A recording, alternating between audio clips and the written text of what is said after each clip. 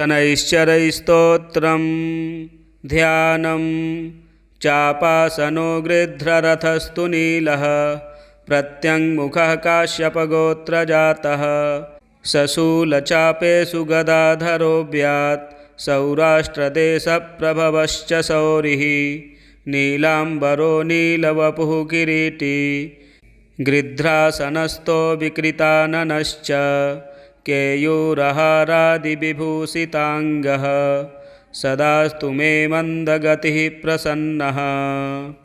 शनैश्चराय शान्ताय सर्वाभीष्टप्रदायिने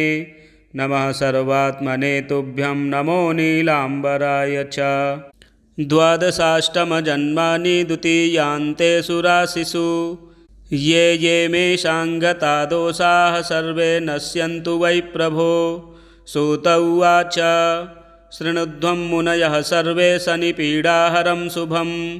शनिप्रीतिकरं स्तोत्रं सर्वाभीष्टफलप्रदं पुरा कैलासशिखरे पार्वत्यै शङ्करेण च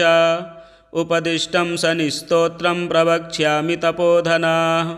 रघुवंशेति विख्यातो राजा दशरथः प्रभुः बभूव चक्रवर्ती च सप्तद्वीपाधिपो बली कृत्तिकान्ते शनौ देवज्ञैर्ज्ञापितो हि सः रोहिणीशकटं भित्त्वा शनिर्यास्यति साम्प्रतम् इत्थं शकटभेदेन सुरासुरभयङ्करं द्वादशाब्दं तु दुर्भिक्षं भविष्यति सुदारुणं देशाश्च नगरग्रामाः भयभीताः समन्ततः ब्रुवन्ति सर्वलोकानां भयमेतत्मागमम् एवमुक्तस्ततो वाक्यं मन्त्रिभिः सह पार्थिवः व्याकुलं तु जगद्दृष्ट्वा पौरजानपदादिकं पप्रच्छ प्रयतो राजा वसिष्ठप्रमुखान् ऋषीन् समाधानं किमस्यास्ति ब्रूतमे मुनिसत्तमाः प्रजानां परिरक्षायै सर्वज्ञाः सर्वदर्शिनः तच्छ्रुत्वा मुनयः सर्वे प्रचुरस्य बलं महत् शनैश्चरेण शकटे तस्मिन् भिन्ने कुतः प्रजाः अयं योगो ह्यसाध्यं तु शक्रब्रह्मादिभिस्तथा स तु सञ्चिन्त्य मनसा सहसा पुरुषर्षभ समादाय धनुर्दिव्यं दिव्यायुधसमन्वितं रथमारुह्य वेगेन गतो नक्षत्रमण्डलं सपादयोजनं लक्ष्यं सूर्यस्योपरि संस्थितं रोहिणीं पृष्ठतः स्थाप्य राजा दशरथस्तदा रथे तु काञ्चने दिव्ये सर्वरत्नविभूषिते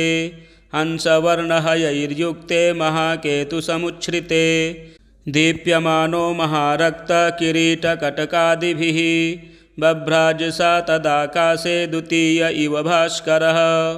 आकर्णपूर्णचापेन संहारास्त्रं न्ययोजयत् संहारास्त्रं शनिर्दृष्ट्वा सुरासुरभयङ्करं कृत्तिकान्ते तदा स्थित्वा प्रविशन् किल रोहिणीं दृष्ट्वा दशरथं चाग्रे तस्थौ सा भ्रुकुटीमुखः हसित्वा तद्भयात् शौरिरिदं वचनमब्रवीत् पौरुषं तव राजेन्द्र सुरासुरभयङ्करं देवासुरमनुष्याश्च सिद्धविद्याधरो रगाः मयावलोकिताः सर्वे दैन्यमाशु व्रजन्ति ते तुष्टोऽहं तव राजेन्द्र तपसा पौरुषेण च वरं ब्रूहि प्रदास्यामि मनसा यदभीप्सितं। दशरथ उवाच प्रसादं कुरु मे सौरे वरदो यदि मे स्थितः अद्य प्रभृति मे राष्ट्रे पीडा कार्या न कस्यचित् रोहिणीं भेदयित्वा तु न गन्तव्यं त्वया शने सरितः सागराः सर्वे यावच्चन्द्रार्कमेदिनी द्वादशाब्दं तु दुर्भिक्षं न कदाचिद् भविष्यति याचितं तु मया सौरे नान्यमिच्छाम्यहं वरम् एवमस्त्विति सुप्रीतो वरं प्रादात्तु शाश्वतं कीर्तिरेषा त्वदीया च त्रैलोक्ये सम्भविष्यति प्राप्य चैनं वरं राजा कृतकृत्यो भवत्तदा एवं वरं तु सम्प्राप्य हृष्टरोमा सपार्थिवः रथोपस्थे धनुस्थाप्य भूत्वा चैव कृताञ्जलिः ध्यात्वा सरस्वतीं देवीं गणनाथं विनायकं राजा दशरथस्तोत्रं सौरेरिदमथाकरोत्। दशरथ उवाच नमः कृष्णाय नीलाय शिखिकण्ठनिभाय च नमो नीलमुखाब्जाय नीलोत्पलनिभाय च नमो निर्मांसदेहाय दीर्घश्मश्रुजटाय च नमो विशालनेत्राय शुष्कोदरभयानक नमः परुषनेत्राय स्थूलरोणे नमो नमः। नमो नित्यं क्षुधार्ताय अतृप्ताय नमो नमः। नमो दीर्घाय शुष्काय कालदष्ट्राय ते नमः। नमस्ते घोररूपाय दुर्निरीक्ष्याय ते नमः। नमो घोराय रौद्राय भीषणाय करालिने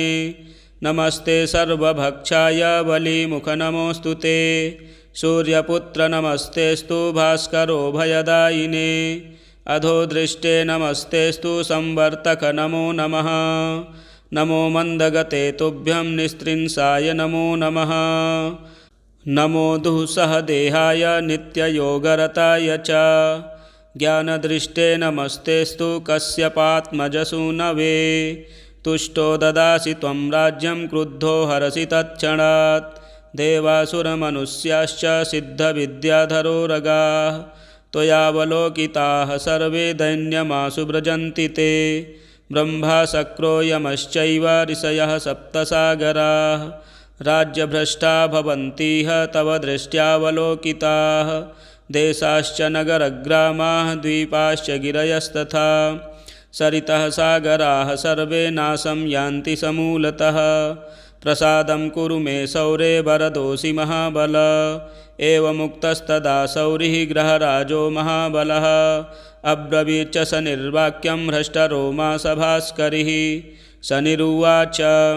तुष्टोऽहं तव राजेन्द्र स्तोत्रेणानेन सुब्रत वरं ब्रूहि प्रदास्यामि मनसा यदभीप्सितं। दशरथ उवाच प्रसन्नो यदि मे सौरे पीडां कुरु न कस्यचित् देवासुरमनुष्याणां पशुपन्नगपक्षिणां। शनिरुवाच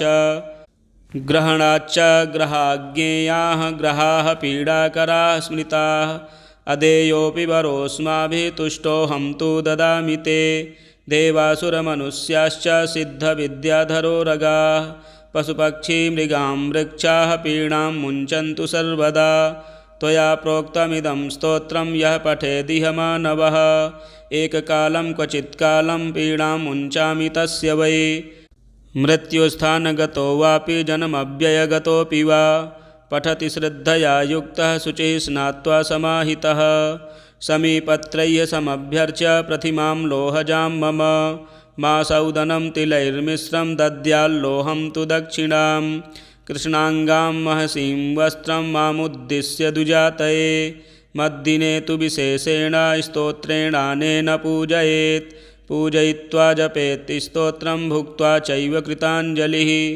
तस्य पीडां न चैवाहं करिष्यामि कदाचन। गोचरे जन्मलग्ने वा दशास्वन्तरदशासु च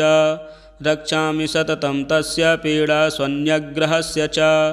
अनेनैव प्रकारेण पीडामुक्तं जगद्भवेत्। सूत उवाच वरद्वयं तु सम्प्राप्य राजा दशरथस्तदा मेने कृतार्थमात्मानं नमस्कृत्य शनैश्चरं शनिना चाभ्यनुज्ञातः स्वस्थानमगमत् नृपः स्वस्थानं च ततो गत्वा प्राप्तकामो भवत्तदा कोणः शनैश्चरो मन्दः छाया हृदयनन्दनः मार्ताण्डजस्तथा सौरिः पाताङ्गिर्ग्रहनायकः ब्रह्मण्यः क्रूरकर्मा च नीलवस्त्रोञ्जनद्युतिः द्वादशैतानि नामानि यः पठेच्च दिने दिने विषमस्थोऽपि भगवान् सुप्रीतस्तस्य जायते मन्दवारे शुचिः स्नात्वा मिताहारो जितेन्द्रियः तद्वर्णकुसुमैर्युक्तं सर्वाङ्गं द्विजसत्तमाः पूरयित्वान्नपानाद्यै स्तोत्रं यः प्रयतः पठेत् पुत्रकामो लभेत् पुत्रं धनकामो लभेत् धनं राज्यकामो लभेद् राज्यं जयार्थी विजयी भवेत् आयुष्कामो लभेदायुः श्रीकामः श्रियमापुनीयात् यद्यदिच्छति तत्सर्वं भगवान् भक्तवत्सलः चिन्तितानि च सर्वाणि ददाति च न संशयः चापासनो गृध्ररथस्तु नीलः प्रत्यङ्मुखः काश्यपगोत्रजातः सशूलचापेषु गदाधरोऽव्यात् सौराष्ट्रदेशप्रभवश्च सौरिः नीलाम्बरो नीलवपुः किरीटी गृध्रासनस्थो विकृताननश्च केयूरहारादिविभूषिताङ्गः सदास्तु मे मन्दगतिः प्रसन्नः शनैश्चराय शान्ताय सर्वाभीष्टप्रदायिने नमः सर्वात्मने तुभ्यं नमो नीलाम्बराय च। द्वादशाष्टमजन्मानि द्वितीयान्ते सुराशिषु ये ये मेषाङ्गता दोषाः सर्वे नश्यन्तु वै प्रभो। सूत उवाच शृणुध्वं मुनयः सर्वे शनिपीडाहरं शुभं शनिप्रीतिकरं स्तोत्रं सर्वाभीष्टफलप्रदं पुरा कैलासशिखरे पार्वत्यै शङ्करेण च उपदिष्टं शनिस्तोत्रं प्रवक्ष्यामि तपोधनाः। रघुवंशेति विख्यातो राजा दशरथः प्रभुः बभूव चक्रवर्ती च सप्तद्वीपाधिपो बली कृत्तिकान्ते शनौ याते देवज्ञैर्ज्ञापितो हि सः रोहिणीशकटं भित्त्वा शनिर्यास्यति साम्प्रतम् इत्थं शकटभेदेन सुरासुरभयङ्करं द्वादशाब्दं तु दुर्भिक्षं भविष्यति सुदारुणं देशाश्च नगरग्रामाः भयभीताः समन्ततः ब्रुवन्ति सर्वलोकानां भयमेतत्मागमम् एवमुक्तस्ततो वाक्यं मन्त्रिभिः सह पार्थिवः व्याकुलं तु जगद्दृष्ट्वा पौरजानपदादिकं पप्रच्छ प्रयतो राजा वसिष्ठप्रमुखान् ऋषीन् समाधानं किमस्यास्ति ब्रूत मे मुनिसत्तमाः प्रजानां परिरक्षायै सर्वज्ञाः सर्वदर्शिनः तच्छ्रुत्वा मुनयः सर्वे प्रचुरस्य बलं महत् शनैश्चरेण शकटे तस्मिन् भिन्ने कुतः प्रजाः अयं योगो ह्यसाध्यं तु शक्रब्रह्मादिभिस्तथा स तु सञ्चिन्त्य मनसा सहसा पुरुषर्षभ समादाय धनुर्दिव्यं दिव्यायुधसमन्वितं रथमारुह्य वेगेन गतो नक्षत्रमण्डलं सपादयोजनं लक्ष्यं सूर्यस्योपरि संस्थितं रोहिणीं पृष्ठतः स्थाप्य राजा दशरथस्तदा रथे तु काञ्चने दिव्ये सर्वरत्नविभूषिते हंसवर्णहयैर्युक्ते महाकेतुसमुच्छ्रिते दीप्यमानो महारक्तकिरीटकटकादिभिः बभ्राजसा तदाकाशे द्वितीय इव भास्करः आकर्णपूर्णचापेन संहारास्त्रं न्ययोजयत् संहारास्त्रं शनिर्दृष्ट्वा सुरासुरभयङ्करं कृत्तिकान्ते तदा स्थित्वा प्रविशन् किल रोहिणीं दृष्ट्वा दशरथं चाग्रे तस्थौ सा भ्रकुटीमुखः हसित्वा तद्भयात् शौरिरिदं वचनमब्रवीत् पौरुषं तव राजेन्द्र सुरासुरभयङ्करं देवासुरमनुष्याश्च सिद्धविद्याधरो रगाः मयावलोकिताः सर्वे दैन्यमाशु व्रजन्ति ते तुष्टोऽहं तव राजेन्द्र तपसा पौरुषेण च वरं ब्रूहि प्रदास्यामि मनसा यदभीप्सितं। दशरथ उवाच प्रसादं कुरु मे सौरे वरदो यदि मे स्थितः अद्य प्रभृति मे राष्ट्रे पीडा कार्या न कस्यचित् रोहिणीं भेदयित्वा तु न गन्तव्यं त्वया शने सरितः सागराः सर्वे यावच्चन्द्रार्कमेदिनी द्वादशाब्दं तु दुर्भिक्षं न कदाचिद्भविष्यति याचितं तु मया सौरे नान्यमिच्छाम्यहं वरम् एवमस्त्विति सुप्रीतो वरं प्रादात्तु शाश्वतं कीर्तिरेषा त्वदीया च त्रैलोक्ये सम्भविष्यति प्राप्य चैनं वरं राजा कृतकृत्यो भवत्तदा एवं वरं तु सम्प्राप्य हृष्टरोमा स पार्थिवः रथोपस्थे धनुस्थाप्य भूत्वा चैव कृताञ्जलिः ध्यात्वा सरस्वतीं देवीं गणनाथं विनायकं राजा दशरथस्तोत्रं सौरेरिदमथाकरोत् दशरथ उवाच नमः कृष्णाय नीलाय शिखिकण्ठनिभाय च नमो नीलमुखाब्जाय नीलोत्पलनिभाय च नमो निर्मांसदेहाय दीर्घश्मश्रुजटाय च नमो विशालनेत्राय शुष्कोदरभयानक नमः परुषनेत्राय स्थूलरोणे नमो नमः नमो नित्यं क्षुधार्ताय अतृप्ताय नमो नमः नमो दीर्घाय शुष्काय कालदष्ट्राय ते नमः नमस्ते घोररूपाय दुर्निरीक्ष्याय ते नमः नमो घोराय रौद्राय भीषणाय करालिने नमस्ते सर्वभक्षाय बलिमुखनमोऽस्तु ते सूर्यपुत्र नमस्तेस्तु भास्करो भयदायिने अधोदृष्टे नमस्तेस्तु संवर्तक नमो नमः नमो मन्दगते तुभ्यं निस्त्रिंसाय नमो नमः नमो दुःसहदेहाय नित्ययोगरताय च ज्ञानदृष्टे नमस्तेस्तु कश्यपात्मजसूनवे तुष्टो ददासि त्वं राज्यं क्रुद्धो हरसि तत्क्षणात् देवासुरमनुष्याश्च सिद्धविद्याधरो रगाः त्वयावलोकिताः सर्वे दैन्यमाशु व्रजन्ति ते ब्रह्मा शक्रो यमश्चैव ऋषयः सप्तसागराः राज्यभ्रष्टा भवन्तीह तव दृष्ट्यावलोकिताः देशाश्च नगरग्रामाः द्वीपाश्च गिरयस्तथा सरितः सागराः सर्वे नाशं यान्ति समूलतः प्रसादं कुरु मे सौरे वरदोऽसि महाबल एवमुक्तस्तदा सौरिः ग्रहराजो महाबलः अब्रवीच्च शनिर्वाक्यं हृष्टरोमा सभास्करिः शनिरुवाच तुष्टोऽहं तव राजेन्द्र स्तोत्रेणानेन सुब्रत वरं ब्रूहि प्रदास्यामि मनसा यदभीप्सितं दशरथ उवाच प्रसन्नो यदि मे सौरे पीडां कुरु न कस्यचित्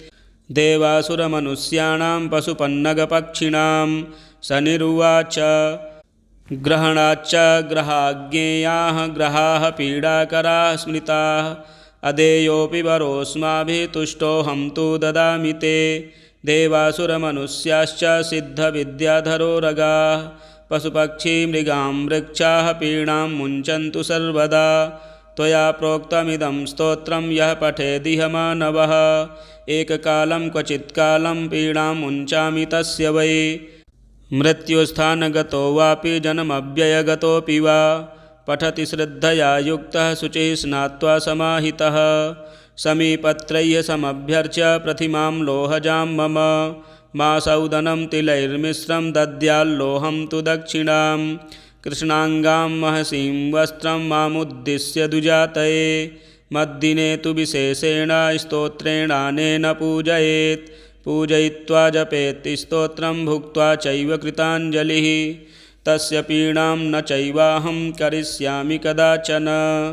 गोचरे जन्मलग्ने वा दशास्वन्तरदशासु च रक्षामि सततं तस्य पीडा स्वन्यग्रहस्य च अनेनैव प्रकारेण पीडामुक्तं जगद्भवेत् सूत उवाच वरद्वयं तु सम्प्राप्य राजा दशरथस्तदा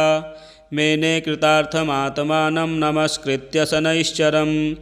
शनिना चाभ्यनुज्ञातः स्वस्थानमगमत् नृपः स्वस्थानं च ततो गत्वा प्राप्तकामो भवत्तदा कोणः शनैश्चरो मन्दः छाया हृदयनन्दनः मार्ताण्डजस्तथा सौरिः पाताङ्गिर्ग्रहनायकः ब्रह्मण्यः क्रूरकर्मा च नीलवस्त्रोञ्जनद्युतिः द्वादशैतानि नामानि यः पठेच्च दिने दिने विषमस्थोऽपि भगवान् सुप्रीतस्तस्य जायते मन्दवारे शुचिः स्नात्वा मिताहारो जितेन्द्रियः तद्वर्णकुसुमैर्युक्तं सर्वाङ्गं द्विजसत्तमाः पूरयित्वान्नपानाद्यै स्तोत्रं यः प्रयतः पठेत् पुत्रकामो लभेत् पुत्रं धनकामो लभेत् धनं राज्यकामो लभेद्राज्यं जयार्थी विजयी भवेत् आयुष्कामो लभेदायुः श्रीकामः श्रियमापुनीयात् यद्यदिच्छति तत्सर्वं भगवान् भक्तवत्सलः चिन्तितानि च सर्वाणि ददाति च न संशयः चापासनो गृध्ररथस्तु नीलः प्रत्यङ्मुखः काश्यपगोत्रजातः सशूलचापेषु गदाधरोऽव्यात् सौराष्ट्रदेशप्रभवश्च शौरिः नीलाम्बरो नीलवपुः किरीटी गृध्रासनस्थो विकृताननश्च केयूरहारादिविभूषिताङ्गः सदास्तु मे मन्दगतिः प्रसन्नः शनैश्चराय शान्ताय सर्वाभीष्टप्रदायिने नमः सर्वात्मने तुभ्यं नमो नीलाम्बराय च।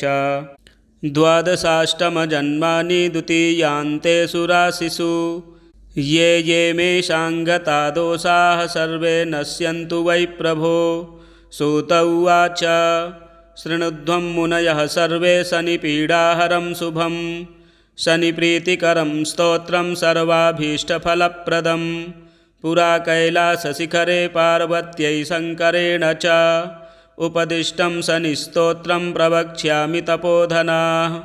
रघुवंशेति विख्यातो राजा दशरथः प्रभुः बभूव चक्रवर्ती च सप्तद्वीपाधिपो बली कृत्तिकान्ते शनौ याते देवज्ञैर्ज्ञापितो हि सः रोहिणीशकटं भित्त्वा शनिर्यास्यति साम्प्रतम् इत्थं शकटभेदेन सुरासुरभयङ्करं द्वादशाब्दं तु दुर्भिक्षं भविष्यति सुदारुणं देशाश्च नगरग्रामाः भयभीताः समन्ततः ब्रुवन्ति सर्वलोकानां भयमेतत्मागमम् एवमुक्तस्ततो वाक्यं मन्त्रिभिः सह पार्थिवः व्याकुलं तु जगद्दृष्ट्वा पौरजानपदादिकं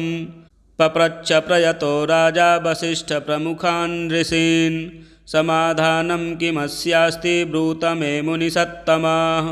प्रजानां परिरक्षायै सर्वज्ञाः सर्वदर्शिनः तच्छ्रुत्वा मुनयः सर्वे प्रचुरस्य बलं महत् शनैश्चरेण शकटे तस्मिन् भिन्ने कुतः प्रजाः अयं योगो ह्यसाध्यं तु शक्रब्रह्मादिभिस्तथा स तु सञ्चिन्त्य मनसा सहसा पुरुषर्षभ समादाय धनुर्दिव्यं दिव्यायुधसमन्वितं रथमारुह्य वेगेन गतो नक्षत्रमण्डलं सपादयोजनं लक्ष्यं सूर्यस्योपरि संस्थितं रोहिणीं पृष्ठतः स्थाप्य राजा दशरथस्तदा रथे तु काञ्चने दिव्ये सर्वरत्नविभूषिते हंसवर्णहयैर्युक्ते महाकेतुसमुच्छ्रिते दीप्यमानो महारक्तकिरीटकटकादिभिः बभ्राजसा तदाकाशे द्वितीय इव भास्करः आकर्णपूर्णचापेन संहारास्त्रं न्ययोजयत् संहारास्त्रं शनिर्दृष्ट्वा सुरासुरभयङ्करं कृत्तिकान्ते तदा स्थित्वा प्रविशन् किल रोहिणीं दृष्ट्वा दशरथं चाग्रे तस्थौ सा भ्रुकुटीमुखः हसित्वा तद्भयात् शौरिरिदं वचनमब्रवीत् पौरुषं तव राजेन्द्र सुरासुरभयङ्करं देवासुरमनुष्याश्च सिद्धविद्याधरो रगाः मयावलोकिताः सर्वे दैन्यमाशु व्रजन्ति ते तुष्टोऽहं तव राजेन्द्र तपसा पौरुषेण च वरं ब्रूहि प्रदास्यामि मनसा यदभीप्सितं। दशरथ उवाच प्रसादं कुरु मे सौरे वरदो यदि मे स्थितः अद्य प्रभृति मे राष्ट्रे पीडा कार्या न कस्यचित् रोहिणीं भेदयित्वा तु न गन्तव्यं त्वया शने सरितः सागराः सर्वे यावच्चन्द्रार्कमेदिनी द्वादशाब्दं तु दुर्भिक्षं न कदाचिद्भविष्यति याचितं तु मया सौरे नान्यमिच्छाम्यहं वरम् एवमस्त्विति सुप्रीतो वरं प्रादात्तु शाश्वतं कीर्तिरेषा त्वदीया च त्रैलोक्ये सम्भविष्यति प्राप्य चैनं वरं राजा कृतकृत्यो भवत्तदा एवं वरं तु सम्प्राप्य हृष्टरोमा स पार्थिवः रथोपस्थे धनुस्थाप्य भूत्वा चैव कृताञ्जलिः ध्यात्वा सरस्वतीं देवीं गणनाथं विनायकं राजा दशरथस्तोत्रं सौरेरिदमथाकरोत् दशरथ उवाच नमः कृष्णाय नीलाय सिकिकण्ठनिभाय च नमो नीलमुखाब्जाय नीलोत्पलनिभाय च नमो निर्मांसदेहाय दीर्घश्मश्रुजटाय च नमो विशालनेत्राय शुष्कोदरभयानक नमः परुषनेत्राय स्थूलरोणे नमो नमः नमो नित्यं क्षुधार्ताय अतृप्ताय नमो नमः नमो दीर्घाय शुष्काय कालदष्ट्राय ते नमः नमस्ते घोररूपाय दुर्निरीक्ष्याय ते नमः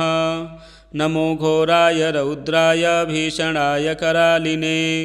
नमस्ते सर्वभक्षाय बलिमुख नमोऽस्तु ते सूर्यपुत्र नमस्तेस्तु भास्करो भयदायिने अधोदृष्टे नमस्तेस्तु संवर्तक नमो नमः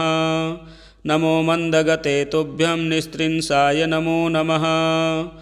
नमो दुःसहदेहाय नित्ययोगरताय च ज्ञानदृष्टे नमस्तेस्तु कश्यपात्मजसूनवे तुष्टो ददासि त्वं राज्यं क्रुद्धो हरसि तत्क्षणात् देवासुरमनुष्याश्च सिद्धविद्याधरोरगाः त्वयावलोकिताः सर्वे दैन्यमाशु व्रजन्ति ते ब्रह्मा शक्रो यमश्चैव ऋषयः सप्तसागराः राज्यभ्रष्टा भवन्तीह तव दृष्ट्यावलोकिताः देशाश्च नगरग्रामाः द्वीपाश्च गिरयस्तथा सरितः सागराः सर्वे नाशं यान्ति समूलतः प्रसादं कुरु मे सौरे वरदोऽसि महाबल एवमुक्तस्तदा सौरिः गृहराजो महाबलः अब्रवीच्च शनिर्वाक्यं हृष्टरोमा सभास्करिः शनिरुवाच तुष्टोऽहं तव राजेन्द्र स्तोत्रेणानेन सुब्रत वरं ब्रूहि प्रदास्यामि मनसा यदभीप्सितं दशरथ उवाच प्रसन्नो यदि मे सौरे पीडां कुरु न कस्यचित् देवासुरमनुष्याणां पशुपन्नगपक्षिणां शनिरुवाच ग्रहणाच्च ग्रहाज्ञेयाः ग्रहाः पीडाकराः स्मृताः अदेयोऽपि वरोऽस्माभिः तुष्टोऽहं तु ददामि ते देवासुरमनुष्याश्च सिद्धविद्याधरोरगाः पशुपक्षिमृगां वृक्षाः पीडां मुञ्चन्तु सर्वदा त्वया प्रोक्तमिदं स्तोत्रं यः पठेदिह मानवः एककालं क्वचित्कालं पीडां मुञ्चामि तस्य वै मृत्युस्थानगतो वापि जन्मव्ययगतोऽपि वा पठति श्रद्धया युक्तः शुचिः स्नात्वा समाहितः समीपत्रय्य समभ्यर्च्य प्रतिमां लोहजां मम मासौदनं तिलैर्मिश्रं दद्याल्लोहं तु दक्षिणां कृष्णाङ्गां महसीं वस्त्रं मामुद्दिश्य दुजातये मद्दिने तु विशेषेण स्तोत्रेणानेन पूजयेत् पूजयित्वा जपेत् स्तोत्रं भुक्त्वा चैव कृताञ्जलिः तस्य पीडां न चैवाहं करिष्यामि कदाचन गोचरे जन्मलग्ने वा दशास्वन्तरदशासु च रक्षामि सततं तस्य पीडा स्वन्यग्रहस्य च अनेनैव प्रकारेण पीडामुक्तं जगद्भवेत् सूत उवाच वरद्वयं तु सम्प्राप्य राजा दशरथस्तदा मेने कृतार्थमात्मानं नमस्कृत्य शनैश्चरं शनिना चाभ्यनुज्ञातः स्वस्थानमगमत् नृपः स्वस्थानं च ततो गत्वा प्राप्तकामो भवत्तदा कोणः शनैश्चरो मन्दः छाया हृदयनन्दनः मार्ताण्डजस्तथा सौरिः पाताङ्गिर्ग्रहनायकः ब्रह्मण्यः क्रूरकर्मा च नीलवस्त्रोञ्जनद्युतिः द्वादशैतानि नामानि यः पठेच्च दिने दिने विषमस्थोऽपि भगवान् सुप्रीतस्तस्य जायते मन्दवारे शुचिः स्नात्वा मिताहारो जितेन्द्रियः तद्वर्णकुसुमैर्युक्तं सर्वाङ्गं द्विजसत्तमाः पूरयित्वान्नपानाद्यै स्तोत्रं यः प्रयतः पठेत् पुत्रकामो लभेत् पुत्रं धनकामो लभेत् धनं राज्यकामो लभेद्राज्यं जयार्थी विजयी भवेत् आयुष्कामो लभेदायुः श्रीकामः श्रियमापुनुयात् यद्यदिच्छति तत्सर्वं भगवान् भक्तवत्सलः चिन्तितानि च सर्वाणि ददाति च न संशयः चापासनो गृध्ररथस्तु नीलः प्रत्यङ्मुखः काश्यपगोत्रजातः सशूलचापेषु गदाधरोऽव्यात् सौराष्ट्रदेशप्रभवश्च शौरिः नीलाम्बरो नीलवपुः किरीटी गृध्रासनस्थो विकृताननश्च केयूरहारादिविभूषिताङ्गः सदास्तु मे मन्दगतिः प्रसन्नः शनैश्चराय शान्ताय सर्वाभीष्टप्रदायिने नमः सर्वात्मने तुभ्यं नमो नीलाम्बराय च द्वादशाष्टमजन्मानि द्वितीयान्तेषु राशिषु ये ये मेषाङ्गता दोषाः सर्वे नश्यन्तु वै प्रभो सूत उवाच शृणुध्वं मुनयः सर्वे शनिपीडाहरं शुभं शनिप्रीतिकरं स्तोत्रं सर्वाभीष्टफलप्रदं पुरा कैलासशिखरे पार्वत्यै शङ्करेण च उपदिष्टं शनिस्तोत्रं प्रवक्ष्यामि तपोधनाः रघुवंशेति विख्यातो राजा दशरथः प्रभुः बभूव चक्रवर्ती च सप्तद्वीपाधिपो बली कृत्तिकान्ते शनौ याते देवज्ञैर्ज्ञापितो हि सः रोहिणीशकटं भित्त्वा शनिर्यास्यति साम्प्रतम् इत्थं शकटभेदेन सुरासुरभयङ्करं द्वादशाब्दं तु दुर्भिक्षं भविष्यति सुदारुणम् देशाश्च नगरग्रामाः भयभीताः समन्ततः ब्रुवन्ति सर्वलोकानां भयमेतत्मागमम् एवमुक्तस्ततो वाक्यं मन्त्रिभिः सह पार्थिवः व्याकुलं तु जगद्दृष्ट्वा पौरजानपदादिकं पप्रच्छ प्रयतो राजा वसिष्ठप्रमुखान् ऋषीन् समाधानं किमस्यास्ति ब्रूतमे मुनिसत्तमाः प्रजानां परिरक्षायै सर्वज्ञाः सर्वदर्शिनः तच्छ्रुत्वा मुनयः सर्वे प्रचुरस्य बलं महत् शनैश्चरेण शकटे तस्मिन् भिन्ने कुतः प्रजाः अयं योगो ह्यसाध्यं तु शक्रब्रह्मादिभिस्तथा स तु सञ्चिन्त्य मनसा सहसा पुरुषर्षभ समादाय धनुर्दिव्यं दिव्यायुधसमन्वितं रथमारुह्य वेगेन गतो नक्षत्रमण्डलं सपादयोजनं लक्ष्यं सूर्यस्योपरि संस्थितं रोहिणीं पृष्ठतः स्थाप्य राजा दशरथस्तदा रथे तु काञ्चने दिव्ये सर्वरत्नविभूषिते हंसवर्णहयैर्युक्ते महाकेतुसमुच्छ्रिते दीप्यमानो महारक्तकिरीटकटकादिभिः बभ्राजसा तदाकाशे द्वितीय इव भास्करः आकर्णपूर्णचापेन संहारास्त्रं न्ययोजयत् संहारास्त्रं शनिर्दृष्ट्वा सुरासुरभयङ्करं कृत्तिकान्ते तदा स्थित्वा प्रविशन् किल रोहिणीं दृष्ट्वा दशरथं चाग्रे तस्थौ सा भ्रकुटीमुखः हसित्वा तद्भयात् शौरिरिदं वचनमब्रवीत् पौरुषं तव राजेन्द्र सुरासुरभयङ्करं देवासुरमनुष्याश्च सिद्धविद्याधरो रगाः मयावलोकिताः सर्वे दैन्यमाशु व्रजन्ति ते तुष्टोऽहं तव राजेन्द्र तपसा पौरुषेण च वरं ब्रूहि प्रदास्यामि मनसा यदभीप्सितं दशरथ उवाच प्रसादं कुरु मे सौरे वरदो यदि मे स्थितः अद्य प्रभृति मे राष्ट्रे पीडा कार्या न कस्यचित् रोहिणीं भेदयित्वा तु न गन्तव्यं त्वया शने सरितः सागराः सर्वे यावच्चन्द्रार्कमेदिनी द्वादशाब्दं तु दुर्भिक्षं न कदाचिद्भविष्यति याचितं तु मया सौरे नान्यमिच्छाम्यहं वरम् एवमस्त्विति सुप्रीतो वरं प्रादात्तु शाश्वतं कीर्तिरेषा त्वदीया च त्रैलोक्ये सम्भविष्यति प्राप्य चैनं वरं राजा कृतकृत्यो भवत्तदा। एवं वरं तु सम्प्राप्य हृष्टरोमा स पार्थिवः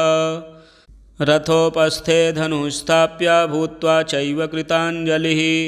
ध्यात्वा सरस्वतीं देवीं गणनाथं विनायकं राजा दशरथस्तोत्रं सौरेरिदमथाकरोत्। दशरथ उवाच नमः कृष्णाय नीलाय शिखिकण्ठनिभाय च नमो नीलमुखाब्जाय नीलोत्पलनिभाय च नमो निर्मांसदेहाय दीर्घश्मश्रुजटाय च नमो विशालनेत्राय शुष्कोदरभयानक नमः परुषनेत्राय स्थूलरोणे नमो नमः। नमो नित्यं क्षुधार्ताय अतृप्ताय नमो नमः। नमो दीर्घाय शुष्काय कालदष्ट्राय ते नमः। नमस्ते घोररूपाय दुर्निरीक्ष्याय ते नमः। नमो घोराय रौद्राय भीषणाय करालिने नमस्ते सर्वभक्षाय बलिमुख नमोऽस्तु ते। सूर्यपुत्र नमस्तेस्तु भास्करो भयदायिने अधोदृष्टे नमस्तेस्तु संवर्तक नमो नमः। नमो मन्दगते तुभ्यं निस्त्रिंसाय नमो नमः। नमो दुःसहदेहाय नित्ययोगरताय च ज्ञानदृष्टे नमस्तेस्तु कश्यपात्मजसूनवे तुष्टो ददासि त्वं राज्यं क्रुद्धो हरसि तत्क्षणात् देवासुरमनुष्याश्च सिद्धविद्याधरो रगाः त्वयावलोकिताः सर्वे दैन्यमाशु व्रजन्ति ते ब्रह्मा शक्रो यमश्चैव ऋषयः सप्तसागराः राज्यभ्रष्टा भवन्तीह तव दृष्ट्यावलोकिताः देशाश्च नगरग्रामाः द्वीपाश्च गिरयस्तथा सरितः सागराः सर्वे नाशं यान्ति समूलतः प्रसादं कुरु मे सौरे वरदोऽसि महाबल एवमुक्तस्तदा सौरिः ग्रहराजो महाबलः अब्रवीच्च शनिर्वाक्यं हृष्टरोमा स भास्करिः शनिरुवाच तुष्टोऽहं तव राजेन्द्र स्तोत्रेणानेन सुव्रत वरं ब्रूहि प्रदास्यामि मनसा यदभीप्सितं। दशरथ उवाच प्रसन्नो यदि मे सौरे पीडां कुरु न कस्यचित् देवासुरमनुष्याणां पशुपन्नगपक्षिणां। शनिरुवाच ग्रहणाच्च ग्रहाज्ञेयाः ग्रहाः पीडाकराः स्मृताः अदेयोऽपि वरोऽस्माभिः तुष्टोऽहं तु ददामि ते देवासुरमनुष्याश्च सिद्धविद्याधरो रगाः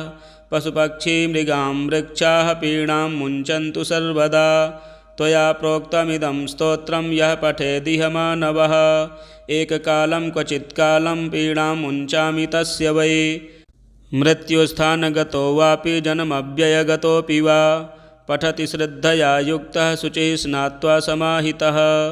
समीपत्रय्य समभ्यर्च्य प्रतिमां लोहजां मम मासौदनं तिलैर्मिश्रं दद्याल्लोहं तु दक्षिणां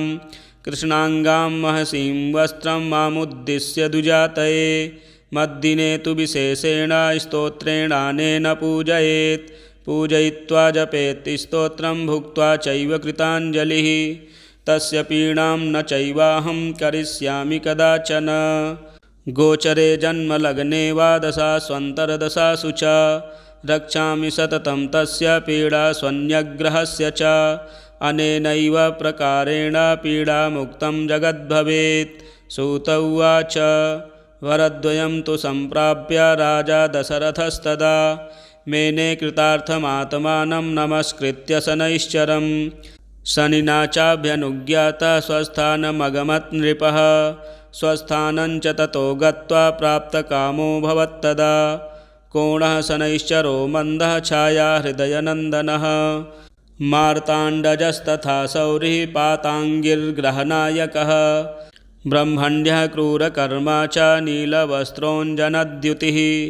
द्वादशैतानि नामानि यः पठेच्च दिने दिने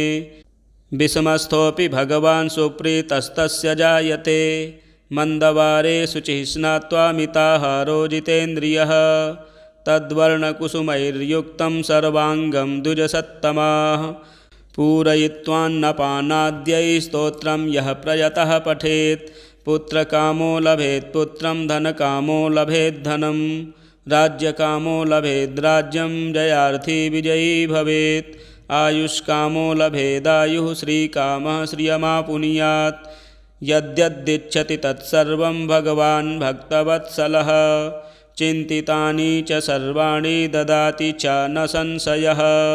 चापासनो गृध्ररथस्तु नीलः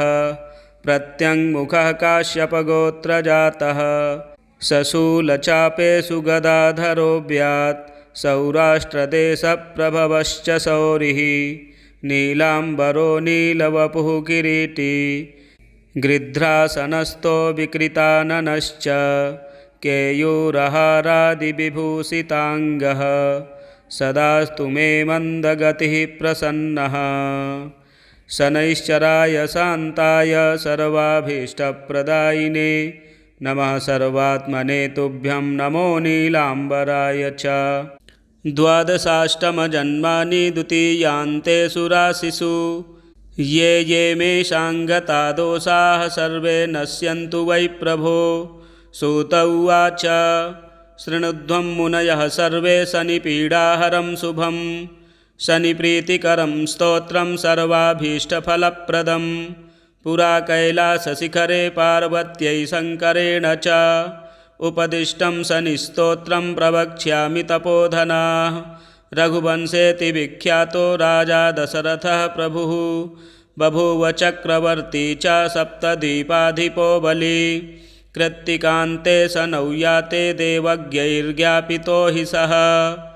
रोहिणीशकटं भित्त्वा शनिर्यास्यति साम्प्रतम् इत्थं शकटभेदेन सुरासुरभयङ्करं द्वादशाब्दं तु दुर्भिक्षं भविष्यति सुदारुणं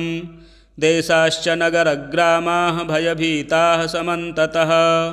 ब्रुवन्ति सर्वलोकानां भयमेतत्मागमम् एवमुक्तस्ततो वाक्यं मन्त्रिभिः सह पार्थिवः व्याकुलं तु जगद्दृष्ट्वा पौरजानपदादिकं पप्रच्छ प्रयतो राजा वसिष्ठप्रमुखान् ऋषीन् समाधानं किमस्यास्ति ब्रूत मे मुनिसत्तमाः प्रजानां परिरक्षायै सर्वज्ञाः सर्वदर्शिनः तच्छ्रुत्वा मुनयः सर्वे प्रचुरस्य बलं महत् शनैश्चरेण शकटे तस्मिन् भिन्ने कुतः प्रजाः अयं योगो ह्यसाध्यं तु शक्रब्रह्मादिभिस्तथा स तु सञ्चिन्त्य मनसा सहसा पुरुषर्षभ समादाय धनुर्दिव्यं दिव्यायुधसमन्वितं रथमारुह्य वेगेन गतो नक्षत्रमण्डलं सपादयोजनं लक्ष्यं सूर्यस्योपरि संस्थितं रोहिणीं पृष्ठतः स्थाप्य राजा दशरथस्तदा रथे तु काञ्चने दिव्ये सर्वरत्नविभूषिते हंसवर्णहयैर्युक्ते महाकेतुसमुच्छ्रिते दीप्यमानो महारक्तकिरीटकटकादिभिः बभ्राजसा तदाकाशे द्वितीय इव भास्करः आकर्णपूर्णचापेन संहारास्त्रं न्ययोजयत् संहारास्त्रं सनिर्दृष्ट्वा सुरासुरभयङ्करं कृत्तिकान्ते तदा स्थित्वा प्रविशन् किल रोहिणीं दृष्ट्वा दशरथं चाग्रे तस्थौ सा भ्रकुटीमुखः हसित्वा तद्भयात् शौरिरिदं वचनमब्रवीत् पौरुषं तव राजेन्द्र सुरासुरभयङ्करं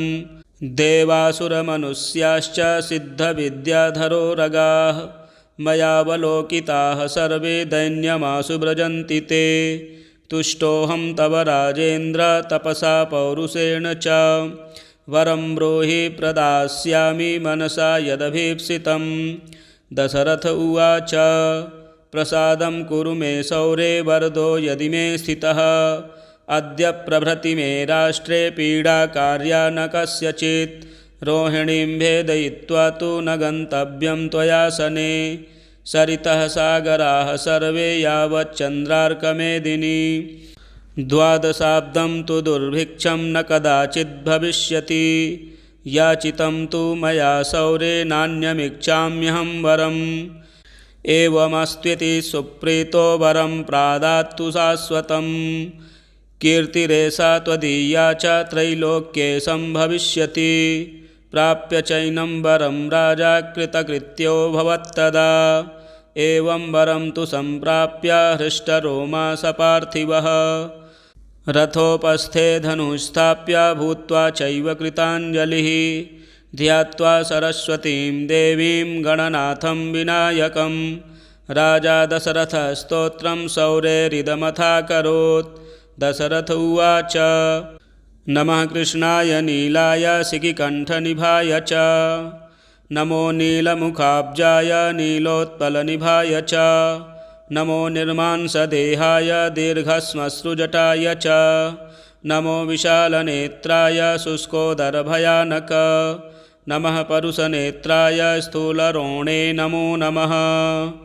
नमो नित्यं क्षुधार्ताय अतृप्ताय नमो नमः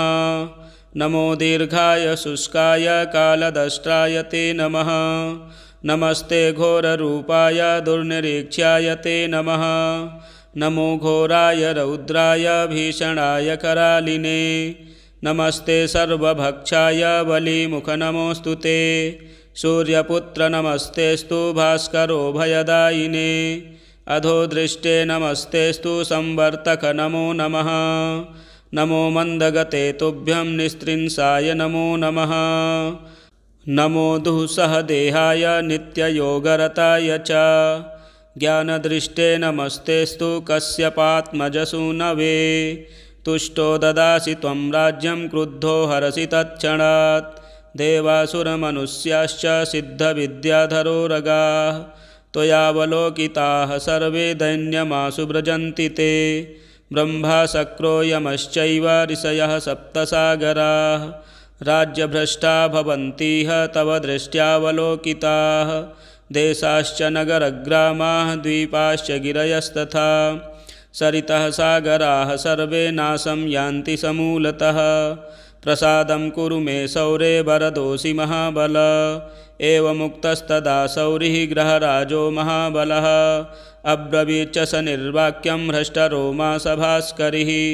शनिरुवाच तुष्टोऽहं तव राजेन्द्र स्तोत्रेणानेन सुब्रत वरं ब्रूहि प्रदास्यामि मनसा यदभीप्सितं दशरथ उवाच प्रसन्नो यदि मे सौरे पीडां कुरु न कस्यचित्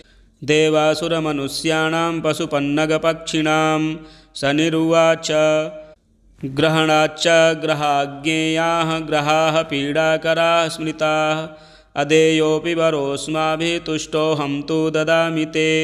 देवासुरमनुष्याश्च सिद्धविद्याधरोरगाः पशुपक्षिमृगां वृक्षाः पीडां मुञ्चन्तु सर्वदा त्वया प्रोक्तमिदं स्तोत्रं यः पठेदिह मानवः एककालं क्वचित्कालं पीडां मुञ्चामि तस्य वै मृत्युस्थानगतो वापि जन्मव्ययगतोऽपि वा पठति श्रद्धया युक्तः शुचिः स्नात्वा समाहितः समीपत्रय्य समभ्यर्च्य प्रतिमां लोहजां मम मासौदनं तिलैर्मिश्रं दद्याल्लोहं तु दक्षिणां कृष्णाङ्गां महसीं वस्त्रं मामुद्दिश्य दुजातये मद्दिने तु विशेषेण स्तोत्रेणानेन पूजयेत् पूजयित्वा जपेत् स्तोत्रं भुक्त्वा चैव कृताञ्जलिः तस्य पीडां न चैवाहं करिष्यामि कदाचन गोचरे जन्मलग्ने वा दशास्वन्तरदशासु च रक्षामि सततं तस्य पीडा स्वन्यग्रहस्य च अनेनैव प्रकारेण पीडामुक्तं जगद्भवेत् सूत उवाच वरद्वयं तु सम्प्राप्य राजा दशरथस्तदा मेने कृतार्थमात्मानं नमस्कृत्य शनैश्चरं शनिना चाभ्यनुज्ञातः स्वस्थानमगमत् नृपः स्वस्थानं च ततो गत्वा प्राप्तकामो भवत्तदा कोणः शनैश्चरो मन्दः छाया हृदयनन्दनः मार्ताण्डजस्तथा सौरिः पाताङ्गिर्ग्रहनायकः ब्रह्मण्यः क्रूरकर्मा च नीलवस्त्रोञ्जनद्युतिः द्वादशैतानि नामानि यः पठेच्च दिने दिने विषमस्थोऽपि भगवान् सुप्रीतस्तस्य जायते मंदवारे शुचिः स्नात्वा मिताहारो जितेन्द्रियः तद्वर्णकुसुमैर्युक्तं सर्वाङ्गं द्विजसत्तमाः पूरयित्वान्नपानाद्यै स्तोत्रं यः प्रयतः पठेत् पुत्रकामो लभेत् पुत्रं धनकामो लभेत् धनं राज्यकामो लभेद् राज्यं जयार्थी विजयी भवेत् आयुष्कामो लभेदायुः श्रीकामः श्रियमापुनीयात् यद्यदिच्छति तत्सर्वं भगवान् भक्तवत्सलः चिन्तितानि च सर्वाणि ददाति च न संशयः। श्री दशरथ महाराज कृतं शनैश्चर स्तोत्रम संपूर्णम। प्रिय दर्शकों, इस स्तोत्र के 7 पाठ करने से सर्व कष्ट दूर होते हैं। आप शनिवार के दिन पाठ अवश्य श्रवण करें और चैनल को भी सब्सक्राइब करें, वीडियो शेयर करें, लाइक करें। जय श्री राम।